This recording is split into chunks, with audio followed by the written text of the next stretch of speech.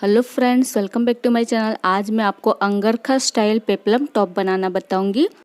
तो उसके लिए मैंने ये 2 मीटर कॉटन का फैब्रिक लिया हुआ है। आप इसे किसी भी फैब्रिक में से बना सकते हैं। तो सबसे पहले हम बैक पार्ट की कटिंग करेंगे। तो फैब्रिक को मैंने डबल फोल्ड करके बिछाया हुआ है। जो मेरी साइड है वो इसकी बंद वाली साइड है और जो ऊपर की साइड है वो इसकी खुली हुई साइड है। और इसकी जो लंबाई है वो मैंने 15 इंच की रखी है। ये 14 इंच की हमारी रेडी होगी। आप अपनी पसंद से लंबाई कम या ज़्यादा कर सकते हैं।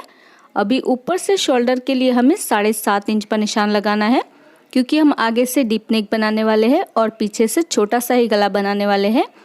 अभी आर्म होल की लंबाई के लिए भी हमें 7.5 इंच पर ही निशान लगाना है। 7.5 इंच पर निशान लगाते हुए हमें एक सीधी लाइन ड्रॉ कर देनी है। जितना हमने शोल्डर लिया है उतना ही हमें आर्म होल भी लेना है।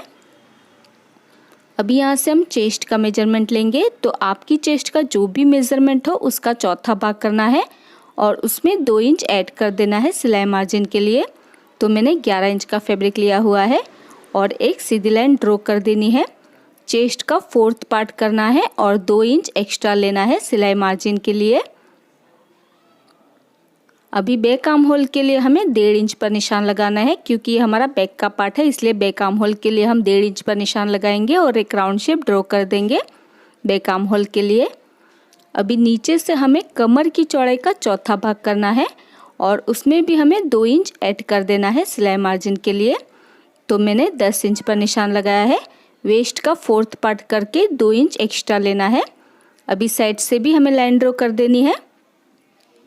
अभी गले की चौड़ाई के लिए हमें 3 इंच पर निशान लगाना है, क्योंकि हम आगे से डीप नेक बनाने वाले हैं और पीछे से 3 इंच का गला रखने वाले हैं।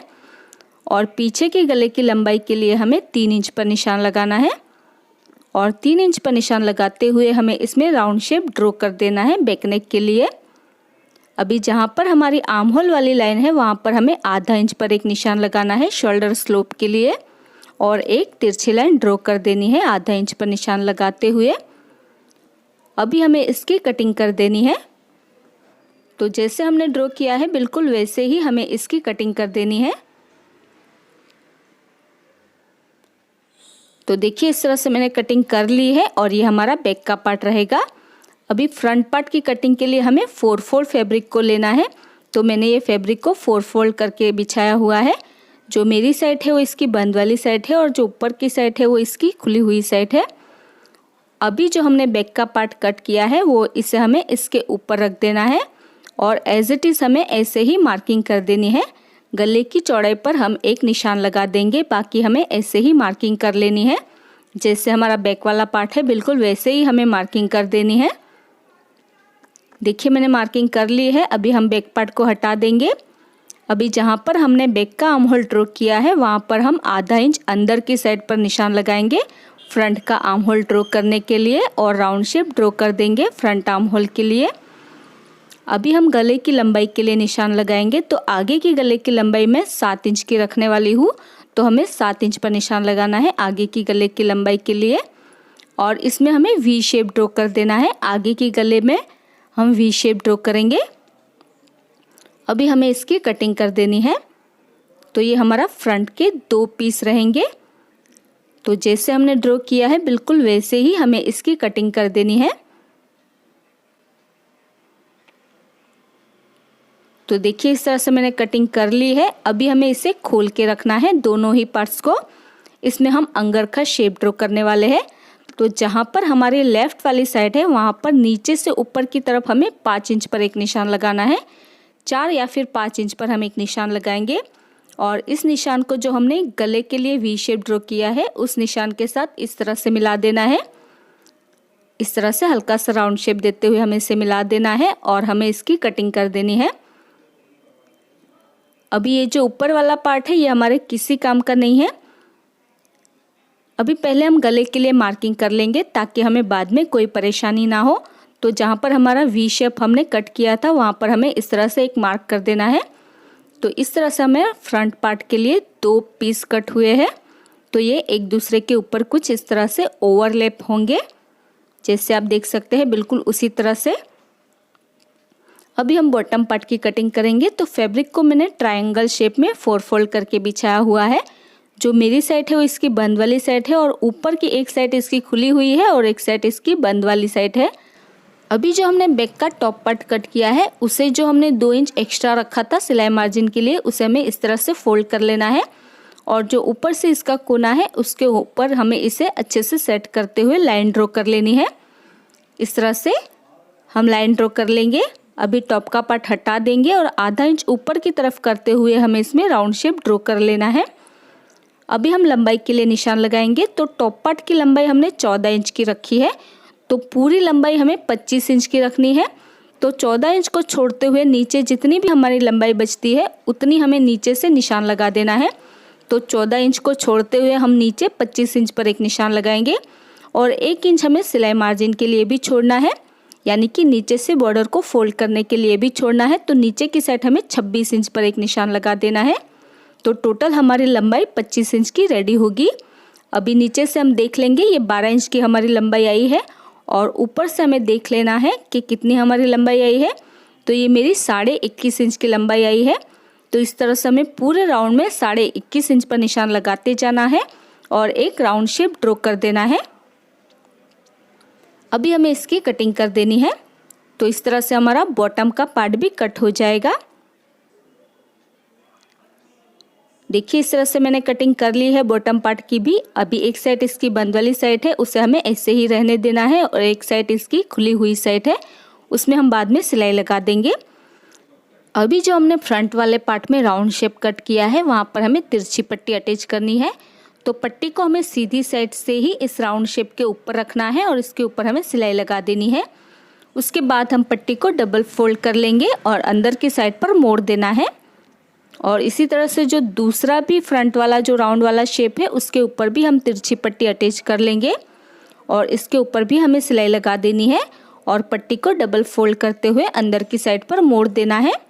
और इसी तरह से जो हमारा बैक का नेक है उसके ऊपर भी हम तिरछी पट्टी अटैच कर लेंगे और पट्टी को डबल फोल्ड करते हुए अंदर की साइड मोड़ देंगे। तो देखिए मैंने इस राउंड वाले शेप में तिरछी पट्टी अटैच कर ली है दोनों ही पार्ट्स में। अभी एक पार्ट को इस तरह से सीधा ही रखना है और इसके ऊपर दूसरा पार्ट भी हम सीधा ही रखेंगे।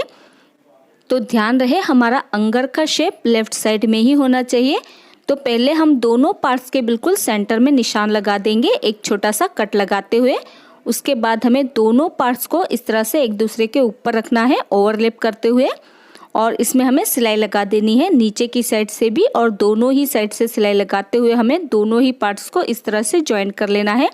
आप चाहे तो यहाँ पर एक प्लेट्स भी बना सकते हैं लेकिन मैं इसे ऐसे ही रहने देने वाली हूँ। तो दोनों ही साइड पर हम इसमें सिलाई लगा देंगे और नीचे की साइड भी सिलाई लगा देंगे। अभी जो हमारा ऊपर वाला नेक है वहाँ पर भी हम आधा इंच तक थोड़ी सी सिलाई लगाकर इसे लॉक कर देंगे। और बैक नेक में भी मैंने तिरछी पट्टी अटैच कर ली है और देखिए मैंने दोनों ही पार्ट्स को ज्वाइंट कर लिया है दोनों ही साइड से और गले के ऊपर भी मैंने थोड़ी सी सिलाई लगा दी है और बीच में से ये कुछ इस तरह से खुला रहेगा। अभी फ्रंट का पार्ट हमें सीधा रखना है और उसके ऊपर बैक का पार्ट हम उल्टा रखेंगे और इसके शोल्डर ज्वाइंट कर लेंगे। तो देखिए मैंने इसके शोल्डर ज्वाइंट कर लिए है। अभी हमने इसमें स्लीव कट नहीं की है तो हम अभी इसमें स्लीव कट करेंगे। तो सबसे पहले जो हमारा आर्म होल है उसका हमें मेजरमेंट ले लेना होगा। तो इस तरह से इंची टेप को घुमाते हुए जितना भी हमारा आर्म राउंड है उतना हमें इस तरह से मेज़रमेंट ले लेना होगा। तो ये मेरा 19 इंच का मेज़रमेंट आया है, आपका कम या ज़्यादा भी हो सकता है। अभी इंची टेप को इस तरह से हमें फोल्ड करना है तो ये डबल फोल्ड हो जाएगा। उसके बाद हम इसे एक बार फिर से फोल्ड करेंगे तो ये हमारा 4 फोल्ड हो जाएगा। तो 19 का हमें चौथा भाग करना है। तो इस तरह से ये 5 इंच में थोड़ा सा कम आ रहा है। अभी जो बचा हुआ फैब्रिक था उसे भी मैंने इस तरह से ट्रायंगल शेप में 4 फोल्ड किया हुआ है। मेरी साइड इसकी बंद वाली साइड है और ऊपर की साइड इसकी खुली हुई साइड है। इस तरह से मैंने इसे 4 फोल्ड करके ट्रायंगल शेप में बिछाया हुआ है। अभी जो हमारा 19 इंच का चौथा भाग आया था जो 5 इंच में थोड़ा सा कम था, यानी 2 धागे कम थे, तो उतना मेज़रमेंट हमें ऊपर के कोने पर रख देना है। तो 4.25 इंच पर हम इस तरह से मेज़र टेप को रखते हुए लाइन ड्रॉ कर लेंगे। इस तरह से जैसे हम घेरा कट करते हैं बिल्कुल उसी तरह से हमें स्लीव को कट करना है। देखिए इस तरह से हमें राउंड शेप ड्रॉ कर लेना है। अभी हम स्लीव की लंबाई के लिए निशान लगाएंगे। तो स्लीव की लंबाई मैं 8 इंच की रखने वाली हूँ। आप अपनी पसंद से स्लीव की लंबाई कम या ज़्यादा भी कर सकते हैं। अभी ऊपर से हम देख लेंगे कि ये कितनी लंबाई आई है। तो मेरी ये 15 इंच की लंबाई आई है। तो इस तरह से हमें 15 इंच पर निशान लगाते जाना है। पूरे ही राउंड में 15 इंच पर निशान लगाते जाएंगे और एक राउंड शेप ड्रॉ कर देना है। जैसे हमने बॉटम पार्ट की कटिंग की थी पहले हम वैसे ही कटिंग कर लेंगे। देखिए इस तरह से मैंने राउंड शेप ड्रॉ कर लिया है। अभी हमें इसकी कटिंग कर लेनी है। तो देखिए इस तरह से मैंने कटिंग कर ली है। अभी हम इसे खोल के हुए रखेंगे। तो इस तरह से 2 स्लीव कट हुई है। अभी हमें इसे इस तरह से फिर से डबल फोल्ड करते हुए रखना है। तो अंदर वाली साइड यानी कि जहाँ पर हमारी आर्म होल वाली साइड है वहाँ पर हमारी स्लीव छोटी होती है। तो ऊपर से हमें 5 इंच पर एक निशान लगाना है।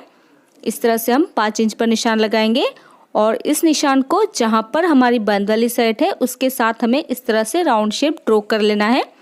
जैसे आप वीडियो में देख सकते हैं बिल्कुल उसी तरह से, और हमें इसकी कटिंग कर देनी है। तो इस तरह से स्लीव की कटिंग करेंगे तो भी ये अम्ब्रेला स्लीव की तरह ही नज़र आएगी। देखिए खोलने के बाद ये कुछ इस तरह से नज़र आएगी। अभी स्लीव को हमें सेंटर में एक छोटा सा कट लगा देना है। तो बिल्कुल छोटा सा ही हमें कट लगाना है। उसके बाद हमें सेंटर से स्लीव को इस तरह से अटैच कर लेना है। जैसे हम नॉर्मल स्लीव को अटैच करते हैं उसी तरह से।